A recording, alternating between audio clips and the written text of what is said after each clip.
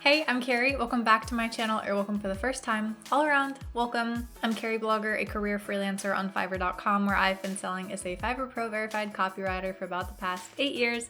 And in today's freelance ready video, I am talking about when you just feel so stupidly lazy that you can't get started on a project. My goal for 2021, as I mentioned in my first video back in the new year, is to talk a little bit more about the things that are actually happening in my work life, the things that feel most pressing and personal to me, because I don't just want to be like a generic Fiverr help hub. And so today, the reason we're talking about writer's block is because I have something on my task list that has been sitting there for about the past 3 hours that I just can't seem to start and don't want to do. Like, I'm not scared of the client. I'm not scared of the topic. I don't feel unprepared. I don't feel inept. I don't know. It's even like kind of interesting to me what I have to do and what I have to write for. It's this really interesting email campaign. I'm like beating myself up over the fact that I just can't seem to just sit down and do it. So I've got to figure out some strategies to get me from point A of I just want to be a lazy nothing to point B of let's be a productive businesswoman and get this going. So how do we get around it? I have to write every single day. Now, of course, I could change my schedule around to not work every single day, but the point is I have projects every day and I have to be able to turn it on, get the creative juices flowing, start writing, and deliver on a very strict schedule. And I don't have the liberty or leisure to just sit around and whiffle waffle about these projects, because at the end of the day, I need to manage my time efficiently and get it done. And that's what it is. And so over the years, I have improved my writing speed. I have improved my writing process. And I feel like once I get started, I have a flow, I can just go with it. And that kind of thing just takes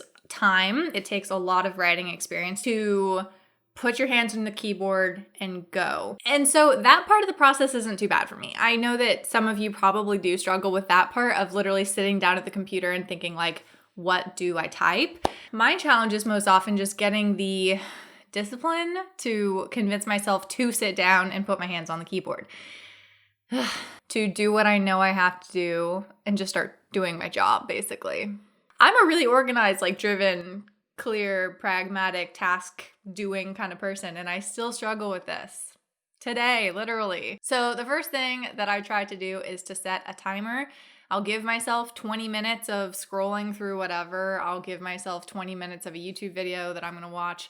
I will decide I'm gonna go for a walk this far, and then I'm gonna start, and I have a very clear expectation of like, okay, I can mess around this long, and then when push comes to shove, when the timer goes off, I need to start work. For whatever reason, setting that clear kind of concrete schedule for myself can help me sometimes overcome the barrier of just not wanting to prioritize it over other things that I could be doing. But typically, when I really think about the cause of this so-called writer's block, because ultimately I want to understand myself, I want to be self-aware and figure out why am I even having this trouble. Often it's more a crisis of confidence than like a creative one. And I notice that I do this to myself, like everybody else. We all have negative self-talk problems. And my eye is literally twitching right now talking about this. When I feel like the doubt of, am I good enough to do this? Do I know enough about this topic? Was that really the best I can do? And just kind of like, then I notice that I get more of that lazy feeling or the writer's block of feeling like, oh, I just don't want to do that project because I am telling myself you can't do that project, like in the back of my mind. So I need to really work on silencing those voices or hearing them, addressing them in a positive way, and then moving forward. Okay, moving on from the philosophical BS. I also try to run it through my head and think about it before I get started so that I feel like I have a little bit of a head start moving through it. And as I've mentioned on other videos on this channel, I tend to do this think through it process over the course of several days before I actually start writing the order. So when I receive the order from a client, I always read through all of the information so that I can ask them for more information, clarify things, get answers to questions, like those kind of pressing communication strategies, but also so that I can let it marinate a little bit. I want to have it going in the back of my head, start thinking about strategies, start thinking about the things that pull to me, even when I'm not actively trying to be brainstorming something for the project. So if I'm really not feeling a project like I am today, this morning when I started to sit down to do it, I tried the set the timer thing, and then I inevitably just kept scrolling and didn't ever log on to do the project. I read through all of the materials for the client. It's in the back of my head. I've been thinking about it. I ate lunch, took a long lunch, did that, still thinking about it. At the very least, I hope that when I do sit down, I've got a couple ideas queued up so that I feel like I can get more of a head start. Getting outside, I feel like is so helpful. I am so sensitive to seasonal affective or darkness, the clouds, the rain, and I am in Oregon and it's constantly raining and cloudy like all year. And so we finally have this stretch of sunshine and I love it. And it's so nice to get outside and just feel like recharged and re-energized with that. I also bought the happy light back over there, which I am trying to start using for a little bit of light therapy. Take vitamin. Healy has to get his say in because apparently someone walked by and that's the national threat. Be mindful of if you are working inside, especially if you're like working at home alone, that you're taking care of your mental health and doing everything you can to feel good. And if that literally is just getting outside to get some sunshine, like don't overlook that. Make sure to get that into your schedule because it is valuable and it is worth it. And when you do step back up to your computer with blue blocker glasses, you decide that you are ready to start. You've got that energy from nature.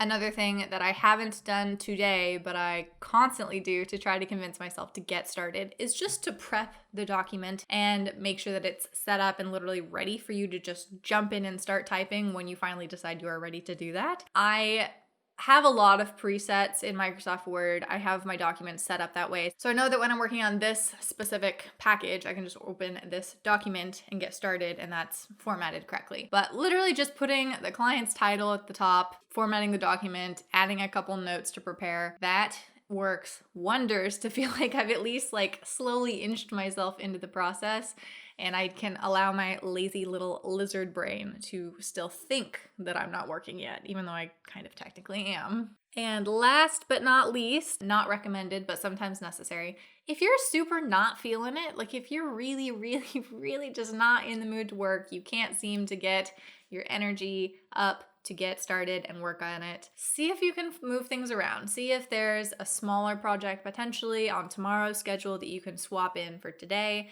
Move the big thing you're scared of over to tomorrow so you've got a little bit more time to think about it. And just move things around with your schedule so that it fits where you are in the moment. Because one of the perks of freelancing is you are in charge of your schedule and you can do what works best for you. I don't think I need to move this to tomorrow. I really feel like once I get done with this video, I'm feeling better. I'm feeling like just doing this is making me more into a work mood and not a lay on the couch and want to cry mood. And so there's hope. But some days I'm not feeling it. And as long as I'm in control enough of my schedule, I've added in those buffers with my scheduling so that I always have extra time in case something happens. The days when you just can't muster up the energy, that's when something happens and you have to move things around to make sure that it works. So don't be afraid to give yourself that time and space and creative liberty to just chill. You've just got to pick it up tomorrow. Okay, I don't know if this is helpful for anybody else. It is helpful for me. If nothing else, it has made my eyes start twitching, so hopefully I'll get out some energy that way. The shirt, by the way, in case you noticed it, says this side first. Choose your attitude, create your life, and it's a really inspiring clothing brand I've worked with a couple times. So I highly encourage you to check them out, choose your attitude. I feel like when I'm having really off days in particular, I like to put on a couple of the shirts that I have and literally, come on, Carrie, you gotta figure it out. It's a nice little inspiring touch. Wishing you the best, happy clients, happy work life, good balance, all that jazz. Please be sure to like and subscribe if you like this content, and I will be back with you next Friday. Let's get back to work.